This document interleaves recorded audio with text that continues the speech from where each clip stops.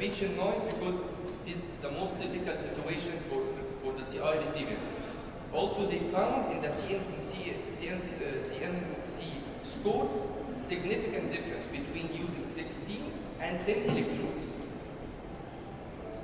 This is what they said in this study. And now the new trend, they are trying to use the high number of maxima instead of the default setting in the custom sound software. Thank you, Mina. And back to Levent, the second part of his presentation. Please go ahead, Levent. Thank you very much. Okay. After the break, we still have other anomalies to continue. Let's talk about incomplete partition anomalies. Here, again, we separate the cochlea and vestibule. When we look at the scans, we can identify separate cochlea and vestibule, but the external dimensions of the cochlea are similar to normal. But what makes them different? The internal architecture is different. There are 36% of the malformations, and 3 different forms are present. So again, this is a normal cochlea. We have 3 turns: basal, middle, and apical turns, modulus, and these are interscalar septa, and we have 2.5 turns of the cochlea. In IP1, the modulus is absent and interscalar septa is absent. In type 2, we have a cystic apex and short defective modulus. So the defect varies from patient to patient. And in type 3, we have interscalar septa and absent modulus and base of the cochlea. So not only the modulus, but the base is also absent here. And these are the images. This is IP1. In our original paper, we call the cystic cochleovestibular malformation. This is IP1. They are always accompanied with large vestibules. This is IP2. Originally, Mondini described this abnormality. So we have a cystic apex and a large vestibular aqueduct. And this is IP3. By mistake, they describe the cochlea as X-linked deafness. Look, X-linked deafness is the name of the disease, it's not the name of the cochlea. So the proper terminology should be IP3, which is seen in X-linked deafness. And we have interscalar septa and the base is absent. So let's look at these individual abnormalities more closely. IP1 is cystic cochleovestibular malformation. There is no modulus in interscalar septa. We have a cystic cochlea and dilated vestibule. There are 11% of the malformations. We prefer to do cochlear implantation if CN is present, but you remember in some cases CN was absent as well. Gusher is 50% here. Meningitis is possible. So these are the most important factors. Facial nerve abnormality is rarely seen. So this is not like cochlear hypoplasia. In hypoplasia, 1/3 had facial nerve abnormalities. It is rare, but can be seen here as well. So these are IP1 cochlea. There is no modulus in interscalar septa, large vestibule. This is again an IP1 cochlea. And they have a defect at the junction between the cochlea and the fundus of the IAC, and this is the reason why we have CSF leaks during the surgery. They can have cochlear nerve, as we see here. Sometimes the cochlear nerve is hypoplastic. We can see the nerve, but it is hypoplastic. We prefer to do cochlear implantation in these cases. But sometimes there is no nerve. This is an absent cochlear nerve. So decision between CI and ABI is together with imaging and audiology in these particular cases. At first, I was thinking that high CSF pressure is causing all these abnormalities in IP1. But I went to Harvard and studied the images there, the temporal bone specimens, and I saw that sometimes there is partition between the cochlea and IAC, but still these abnormalities take place. So I thought this is as a result of endosteal deformity. So you can find much more information in this paper. This is an IP1 cochlea, and if you look here, the two sides, the two outer layers, enchondrium and the outer periosteal layers are normal, but all the endosteal layers are abnormal in this particular cochlea. We operated 54 cases, usually through the facial recess, but sometimes the facial nerve may show abnormality, rarely. Gusher is roughly 50%, and we have to be ready to deal with the CSF leak in this surgery, and we developed an electrode with a cork stopper for these cases to stop the leak more efficiently.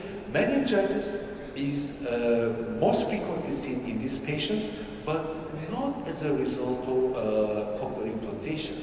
From stateless footplate fistula, I will talk about these cases. We prefer an electrode with a stopper. If you use electrodes with modular hugging characters, it may go into the internal auditory canal. So we have to use straight electrodes and take the X-ray in the surgery.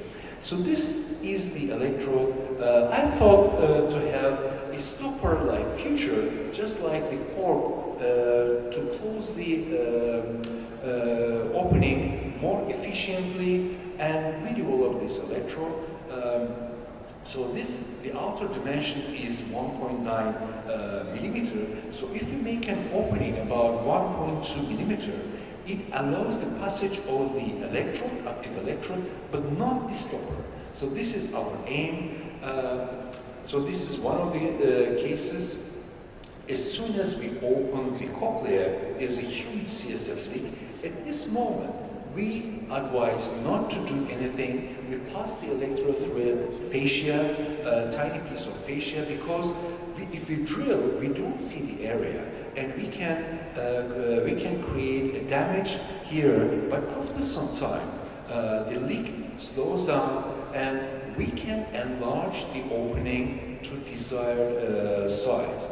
In the meantime, I like to pass the electrode through a tiny piece of fascia. If the fascia is too large, it blocks your vision. So it has to be small, and my nurse prepares this all the time. And now we are ready for the insertion. So actually, we have some irregularities around the opening, and the fascia feels them, and the stopper actually blocks, pushes the fascia, and we have a very good seal of the opening. I think this is very important, and the surgeon should not leave the OR without controlling the leak properly. This is very important because if you leave the opening, if you leave the surgery without fully controlling, the leak will continues and will create meningitis. This is very important. We should not leave the operation without fully controlling. And after the operation, we make 4 to 5 days duration, continuous drainage. So our neurosurgical colleagues come, they put a drain, and we keep it 4 or 5 days. The aim here is to divert the CSF pressure so that the area around the cochleostomy heals efficiently.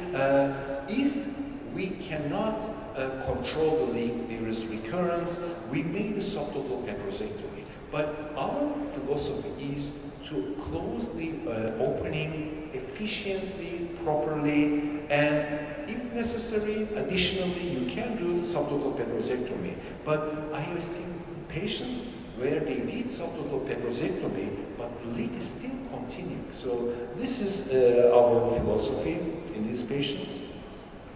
In these patients, we also see stateless footplate fistula. And we see also in other patients, but IP1 patients come to us with meningitis. So that's the difference between them. And the stateless footplate fistula needs to be properly repaired before causing meningitis. And during pandemic, you know what I did? We stayed 3 months at home, and I examined all the DICOM images of malformations. I obtained them from different hospitals, and I noticed that there is a pathognomonic sign of these stapes foot plate fistulas. So this is one of them. So, as I said, I was thinking that the stapes foot plate fistulas were a result of CSF pressure. But this is a specimen from Harvard. We have partition here, and still a defect at the stapes foot plate. And this is very interesting. This is due to endosteal defects, not the pressure by itself. And these are my drawings. You can find these drawings in those papers. We can have a defect at the foot plate, which is very difficult to notice with imaging, but we can have a cystic structure here, and we can have a CSF leak actually. I had both of these cases, and this is normal foot plate on tomography and on MRI. And if we see an opacity at the oval window, which has the same signal intensity as the fluid signal in the vestibule, cochlea, and CSF, I think we're talking about a fistula with a cystic structure. This is another one. We see this opacity, and it is filled with fluid. So this needs urgent intervention. Otherwise, any otitis media will cause meningitis in these patients. And the ones that we operated are mainly IP1, because common cavity, I showed you, the gusher is very rare. So the CSF leak is not contaminated as much as IP1 cases, but we also see this maybe more frequent in common cavity, even in cochlear aplasia, but they don't come to us with meningitis. IP1 cases, they come more often. I want to show you one example. This is a 2-year-old male patient, brother of an ABI patient, and on one Monday, the mother brought her daughter. We were talking, how is her speech and so on. She told me that I have another son who is experiencing meningitis. You know, when I hear meningitis, you know, there's always a shock inside me.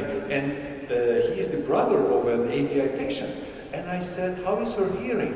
He can hear on one side. Look, the other side is deaf, recurrent meningitis. I told the family to bring the child next day from Istanbul, and on Thursday, after imaging, I operated him. So 3 days after the story. And this is an IP1, and this is a normal cochlea, but it is full of fluid. So this is a leaking stapes foot plate fistula. So this is endoral exploration of the middle ear. There is a cystic structure coming from the stapes foot plate. So this has got nothing to do with the cochlear implantation. I have done this even in already implanted patients, stapes foot plate fistula. So this is the facial nerve. It is very important to keep intact the stapes and incus, and this is the opening at the stapes foot plate. So every time the child is having otitis media, it was causing meningitis, and what we do, we insert a fascia dumbbell fashion into this opening, through this opening into the vestibule, but keeping the stapes intact. Keep the stapes intact, because if you take it out, this procedure is much more difficult. So the fascia is here. He never had meningitis afterwards. You see, this is the annular ligament, pyramidal eminence, and the tendon. So these are characteristics of IP1, gusher, foot plate, fistula, and meningitis.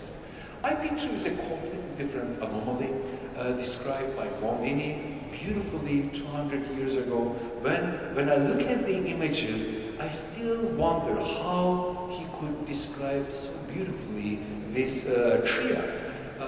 It has modular defects, minimally dilated vestibule, and enlarged vestibular aqueduct. There are 22% all the malformations, the most frequent indication for cochlear implantation. Here we have enlarged vestibular aqueduct, cystic apex, and minimal dilatation in the vestibule. So normally, Dr. Fadi showed this very nicely, we expect a round island, bony island here, but if it is eroded, it shows us that there is vestibular dilatation. So what is the characteristics of these cases? The most important characteristic is that they don't have a characteristic hearing configuration. Usually they fluctuate and progressive hearing loss is present with air bone gap in low frequencies, and the audiologists, they put the diagnosis better than us actually. If they see a patient with fluctuations, with air bone gaps, they come and tell me, Dr. Levent, maybe this patient has IP2, and usually they're right. They do not have meningitis, they do not have facial nerve anomaly. And this is a very typical audiogram, air bone gap in low frequencies, fluctuations, but one day they become candidate for cochlear implantation. I suggest them to children wear helmets during sports to avoid head trauma. Head trauma is important for progressive hearing loss. And also, I tell the families, if whenever they experience hearing loss, to go immediately to the hospital to get steroids, because steroids reverse the hearing loss, but if it is delayed, then it will not recover. So when I was in Harvard, I noticed this beautiful specimen, and this is scalar vestibule. Normally, scalar vestibule should be attached here, but here it is attached here. So this is a patient with enlarged vestibular aqueduct. Why is this happening? Because there is pressure increased here, and this pressure is increased due to enlarged vestibular aqueduct. I think this is a beautiful finding. And this patient, look, we have normal vestibular aqueduct here and enlarged vestibular aqueduct here. Let's look at the MRI. So on the side with normal vestibular aqueduct, we see the interscalar septum normal. But here, look at this sign, which is a beautiful sign for me. On the side with enlarged vestibular aqueduct, we see this bending upwards. Only pressure can do this, and it shows us that the pressure is transferred to the inner ear, and this is important in the pathophysiology. And this is another one, scalar vestibular dilatation. And in the operation, I am sure you also noticed, when we made the opening into the cochlea, we put some steroids, we see the pulsation, but there is no fluid coming out of the cochlea. We just see the pulsation, so there is no CSF leak, just the pulsation. So I think this pulsation is the cause of the modular damage and the progressive hearing loss. And in IP2, we can see all these 5 stages of modular defects. On tomography, we see cystic apex, but actually we can see all kinds of abnormalities on the tomography in IP2 cases. And they are all due to the patency of the enlarged vestibular aqueduct to transmit this pressure into the inner ear. We operated 119 cases. Usually oozing is there, pulsation is there, gusher happened in 8 cases. We can use any kind of electrode, but if there is a risk of gusher, I think electrode with stopper is better. Which cases have the risk of gusher? Please take a look at this scan. This is again an IP2 with enlarged vestibular aqueduct, but look at the cochlea. I suggest you look at the cochlea, the area between the cochlea and the fundus more carefully. Cases like this, there is a risk of gusher, and it is important for our radiologists to mention this in the report. And in these cases, I prefer to use the electrode with the stopper. And IP3 is a completely different abnormality. It It is seen in X-linked deafness. X-linked deafness is the name of the disease, not the type of the cochlea. Here we have no modulus. Interscalary septa is present and they are thicker. In addition, the base of the cochlea is absent. They are much less than other incomplete partitions. The gusher is 100%. So when you operate this, 100% there is a risk of gusher. But in spite of this, there is no meningitis. I haven't seen any meningitis developing in IP3. And it can be seen as mixed hearing loss, and electrode can migrate actually into the internal auditory canal. So this is an IP3. We see the base is absent. The base is absent, but interscalary septa can be seen there. If we look at a normal cochlea, unfortunately there is no specimen with IP3. This is endosteum, and chondrium, and outer periosteum. So it looks like as if we have a thick endosteum and the outer two layers are missing. So the outer two layers are here. It looks like we have a very thick endosteum and the outer layers are absent, as we see here. So these are interscalary septa present, and the whole base of the cochlea is absent. This is a very interesting abnormality. You see, on coronal section, we have a huge defect, and this is the reason why the electrode can go into the internal auditory canal, and we have to check the position always inside the operation. They always have a beautiful cochlear nerve, so AVI is never indicated in these cases. Sometimes the interscalary septa are thick. Therefore, intracochlear volume is diminished. Therefore, we have to choose a shorter electrode because if the intracochlear volume is decreased, the electrode will slip into the internal auditory canal. Keep this in mind. This is, we see superiorly dislocated labyrinthine segment in IP3. This doesn't have anything to do with the surgery itself, but academically, they're always located above the cochlea, and I noticed this many years ago, and it's in our publications as well. But they usually have airborne gaps like this. We should never do staples surgery in these cases. So if we see a bone gap like this, always we have to make a CT. If it is IP3, never staples surgery in these cases. We perform CI in 13 patients through the facial recess.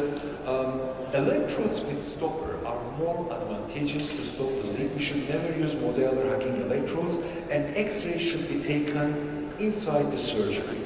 So this was a patient operated somewhere else with a modular hugging electrode, and unfortunately it went into the IAC and also the brainstem, and I cut it and placed another implant.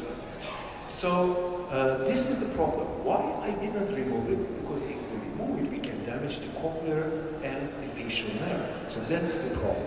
But this is one of the patients that I operated. Look, inside the operation, there is gusher. I placed the electrode. It is in the internal auditory canal. How are we going to correct this? If it is a straight electrode, we just pick it up, no problem. But modular hugging electrodes damages the nerve. So if misplacement occurs, we have to enlarge the round window anteriorly and bend the tip of the electrode towards the lateral wall. This is very important to avoid entry into the internal auditory canal. So this is the original opening that I made. Normally we insert through the round window and that goes towards the modulus. But in these particular patients, I enlarge the opening anteriorly so that my aim is to insert the electrode towards the lateral wall. So this is what I do. I bend the electrode slightly towards the lateral wall. Normally we don't do this, but in these patients, if you do this, it follows the curve of the lateral wall rather than going into the internal auditory canal. I think it is good to keep this in mind to avoid the entry of the electrode into the internal auditory canal. So this is the position after the surgery. Enlarged vestibular aqueduct we talked about this. If the vestibular aqueduct is larger than the posterior semicircular canal, or if it is more than 1.5 millimeter, then we talk about vestibular aqueduct, but the cochlea should be normal. So this is vestibular aqueduct. You can see also on the partial view the vestibular aqueduct, and in these cases, in order to use the term enlarged vestibular aqueduct, the modellus should be normal. If the modellus is not normal, then we talk about IP2. And this is a beautiful MRI. In 3 Tesla MRI, we see beautiful modellus and also interscalary septa and the nerve. So this is an enlarged vestibular aqueduct. Enlarged vestibular aqueduct is not seen properly on MRI, but this is an IP2 where we have a large sac, enlarged vestibular aqueduct, and modellar defect. So this is IP2, and this is enlarged vestibular aqueduct. They always have beautiful cochlear nerves, and ABI is never indicated in these cases. Straightforward surgery in these cases. The 8th group is the cochlear aperture abnormalities. We included this into the classification because we can have everything normal except the aperture. So the cochlea may be normal and the aperture may be stenotic or aplastic. And as a result, cochlear implantation may be contraindicated. So I think this is a very important thing to look at the aperture as well. And these patients may have moderate to profound hearing loss. If we do the screening only with otoacoustic emissions, they may pass the screening. And therefore, we suggest screening to be done with otoacoustic emissions and ABR. ABR catches these patients, and it is very important to diagnose this condition right from the start. So this is the normal cochlear aperture. If it is larger than 1.5 millimeter, we accept this as normal. But this is a stenotic or hypoplastic cochlear aperture, and this is aplastic. We see we can have a normal cochlea, we can have normal vestibule, but the aperture may be aplastic, and this changes the fate of the patient. The internal auditory canal can be narrow. If the nerve is absent, we usually have a narrow internal auditory canal. The cochlear nerve is normal on axial sections, and it is very important to look at the nerves on parasagittal imaging and to see the 4 different nerves in the internal auditory canal. So this is a hypoplastic nerve which is seen smaller in diameter than compared to the facial nerve. This is hypoplastic cochlear nerve. And we can have a plastic cochlear nerve where the anterior inferior part of the IAC is absent. So it is very important to look at these scans before the operation. But how are we going to manage patients with extremely hypoplastic nerves? This is very important. We look at the outcome of our patients, 274 patients. This is done by our audiologist, Burjuas Khan. And we have seen that common cavity patients, cochlear hypoplasia patients, and IP1 are not doing as good as the other cases.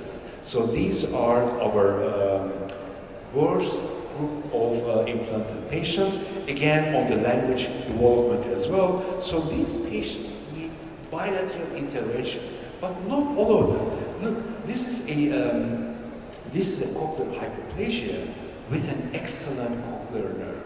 She is an excellent CI user with very good development, but a patient like this with a tiny nerve, this is problematic. Or cochlear hypoplasia with partial insertion because there is no place for full insertion is not a good responder to cochlear implant. Or a common cavity with a nerve but not a very good connection with the common cavity, and we don't know how the nerve is distributed, how much cochlear fibers are there. So these are our problematic cases, and I think unilateral cochlear implantation is not sufficient in these patients, and these are the patients who truly need bilateral intervention. Bilateral cochlear implantation, maybe ABI on the other side. So we look at the long-term results of ABI in children, and when we look at their closed set, 47% scored above 100%, 22% word identification scores 100%, and only 16% obtained open set scores above 50%. So results of ABI alone are not also super. CI in these cases and ABI in these cases, we're not providing extremely good results. But the best management in these cases, we learned over the years, is binaural stimulation. So we started to do this 10 years ago. So we choose the better side. On this patient, for example, we have thresholds on the left side, and we can see a tiny, tiny nerve going to the cochlea. Although it was reported as bilateral absent nerve, we see that there is a response. We did cochlear implant here and ABI on the other side. And we at first looked at the results. In the first 6 cases, these are CI only, ABI only, but when they use binaural stimulation, they are much, much better.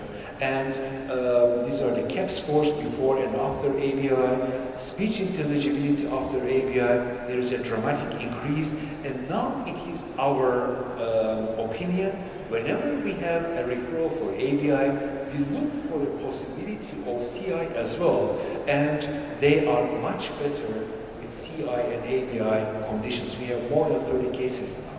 And some of these cases can be done simultaneously. 6 cases we have done, both surgeries at the same session in our department. This is very important to avoid delay in some of the cases. For example, this patient was sent for us for ABI, but when I saw this nerve going into this common cavity, we placed cochlear implant here and ABI here, and after 9 months, we had very good thresholds with CI and ABI. I think this is the best way to manage these cases, and you can find more information in this particular paper. So in decision making between CI and ABI, we look at the images, we look at the audiological information, and choose the side, better side for CI and worse side for ABI. I think this is very important. Right from the start, we have to choose the better side for CI and worse for ABI. Please take a look at this example. This is very important.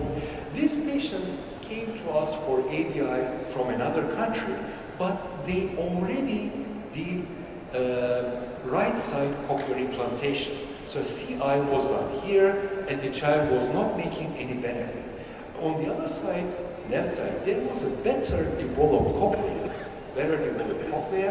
and the side with implant had no nerve. On the other hand, I will enlarge this. There is a tiny, tiny nerve going into this cochlea. Unfortunately, CI was done here. So we discussed, as there was positive response on the left side. You know, we planned left cochlear implantation, and I explanted the implant on the right side and placed an ABI there. So this is really important to choose the better side for cochlear implant and worse side for ABI right from the start to avoid delays. And in some patients, we have to think about bilateral ABI because these are children with deficient pathways, other disabilities, and if there is a problem with ABI in the future, it is very difficult to revise. Bilateral stimulation is much better for these cases. For example, a patient with bilateral Michel deformity, I think they do much better with bilateral implantation. So this is a kind of summary for my talk. If we have Michel, rudimentary otocyst, cochlear aplasia, and neuroplasia, we prefer ABI. If you have common cavity, transmastoid or double labyrinthotomy, we should not use modular hugging electrode, straight electrode. We have to measure the dimensions. In IP1, gusher is 50%, but remember there is foot plate fistulas with meningitis. In IP3, gusher is 100%, and we should not use modular hugging electrodes and avoid staple surgery. IP2, enlarged vestibular aqueduct, standard surgery is okay, but if there is defect, we have to be ready for gusher. And hypoplasia is the most challenging group. We have to use short and thin electrode.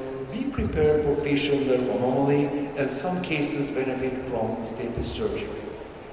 I come to the end of my talk. I was about to go to another country a few years ago, and one of the radiologists was very enthusiastic, and he wrote me this message. He told me that he was following my papers and classifications. Congratulations, very nice work. And he said he was looking forward to my talk, like they say, straight from the horse's mouth. Now you're lucky you also heard it from the horse's mouth. Thank you very much. This is my email address. If you have any cases that you want to discuss, you can always send the images to me. I will be very happy to help you with the cases. And next year, we're organizing a meeting in Turkey. This will be the 7th World. Can we have the 7th World Congress of Cochlear Implantation in Emerging Nations? The 5th one of these was done by Dr. Fatih here, and I think we have a lot of common things. We will be very happy to host you in our country for this meeting. And with this, I would like to thank you for your attention. If there are any questions, I will be more than happy to answer. Thank you, Levent.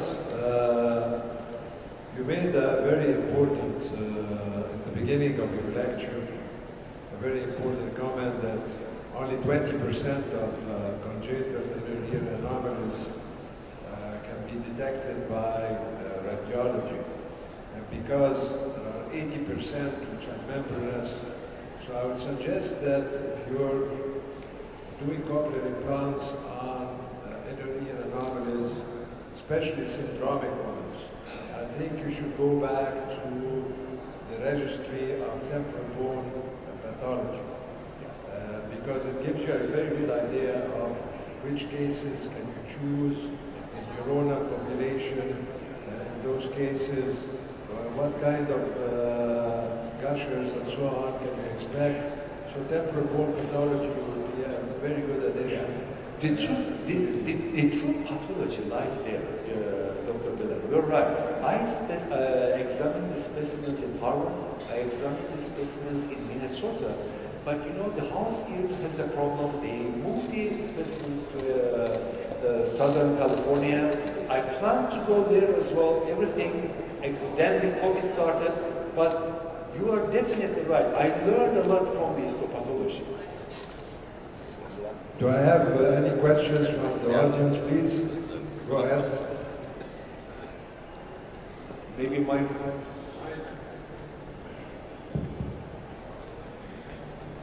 Thank you. you very much, Rahman, for the very informative lecture. Question about the, you advised to approach the common cavity without using the facial recess. But on the other hand, you've actually approached the type 1, IP type 1 through the facial recess. Yeah. Despite the fact that they're both kind of similar in terms of the disfigurement. Can you explain why, please? Thank you. You know, this is a good question. So when we look at the cases with common cavity is actually a posteriorly located structure. Sorry, this. Look, this is a posteriorly located structure. So mastoidectomy very easily we reach here. So we don't need to open the facial recess. But when we come to IP1, or any other incomplete partitions, look, it is not here. So the structure that we want is we have to reach it through the facial recess. So mastoidectomy. So this is the difference. IP1 or cochlear hypoplasia, the cochlea is in the anterior lateral part of the ISC, so we have to reach it through the facial recess. But common cavity, in the first patient, I tried to reach through the facial recess, and maybe there is nothing there. And I open, I look, because there is no cochlear formation. So it's very easily reached through the transmastoid approach. We have to close now the discussion because Professor Levent will be available today and tomorrow with us. So anybody who has questions, please, we have to go to opening ceremony right now. Thank you. Thank you very much.